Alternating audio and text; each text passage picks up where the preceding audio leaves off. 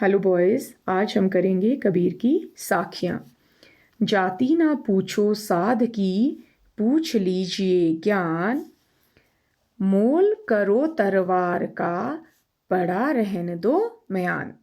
कबीरदास जी कहते हैं कि हमें संतों महात्माओं के ज्ञान को महत्व देना चाहिए, ना कि उनकी जाति को। यदि कोई व्यक्ति हमें ऐसा मिलता है कि जिसके पास ज्ञान है, तो हमें उसकी जाति नहीं पूछनी चाहिए, बल्कि उसके पास जो ज्ञान विद्यमान है उसे बिना जाति पूछे प्राप्त कर लेना चाहिए।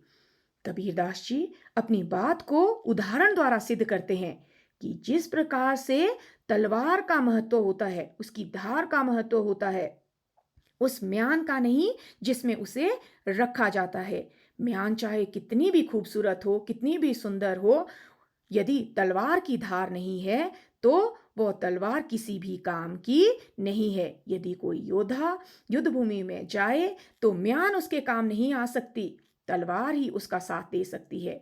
उसी तरह से किसी भी संत महात्मा का ज्ञान महत्व रखता है, उसकी जाति महत्व नहीं रखती है।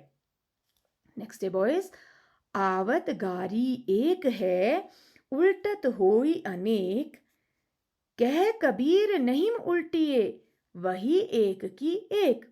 कबीरदास जी कहते हैं कि यदि दो व्यक्ति आपस में क्रोध करते हैं, गुस्सा करते हैं, लड़ाई करते हैं, तो क्या होता है? एक व्यक्ति गुस्से में, क्रोध में गाली का प्रयोग करता है, एक गाली का प्रयोग करता है, और दूसरा व्यक्ति गालियां वापस करते हुए अनेक गालियों का प्रयोग करता है।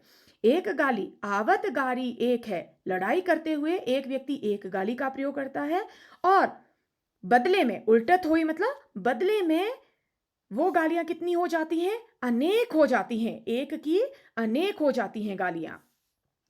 कह कबीर नहीं उल्टिए, यदि वह व्यक्ति, दूसरा व्यक्ति क्रोध ना करे तो वही एक की एक, वह एक गाली एक की एक ही रह जाती है, अनेक नहीं बनती है।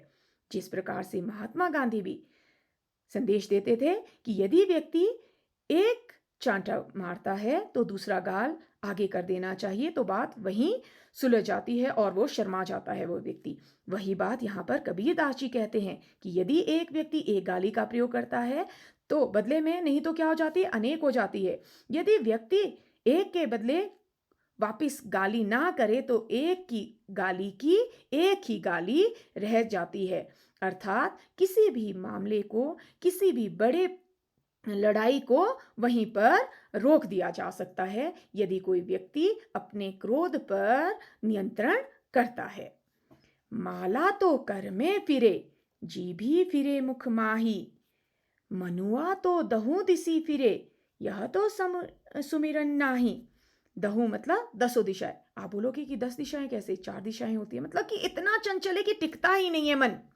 तो कबीरदास जी बाह्य आडंबरों पर चोट करते हुए कहते हैं कि कुछ लोग क्या करते हैं, बाहरी दिखावे के लिए करते हैं कि हम तो बड़े संत महात्मा हैं, हाथ में माला फेरते रहते हैं, और मुख के अंदर जीभ, जीभ ही क्या है?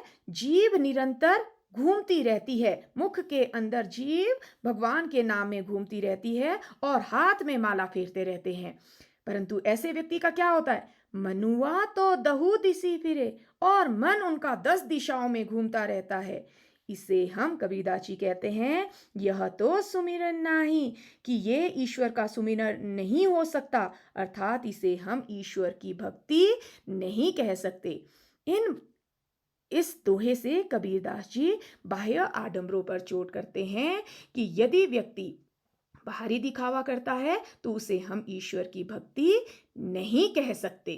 तो आज हम बॉयज यही 3 साखियां या दोहे हम कहेंगे की व्याख्या करेंगे, और नेक्स्ट वीडियो में मैं आपको नेक्स्ट साखियों की व्याख्या भेजूंगी, और आपने ये नीटली इन तीनों साखियों की व्याख्या अपनी फेयर नोटबुक्स में लिखनी है।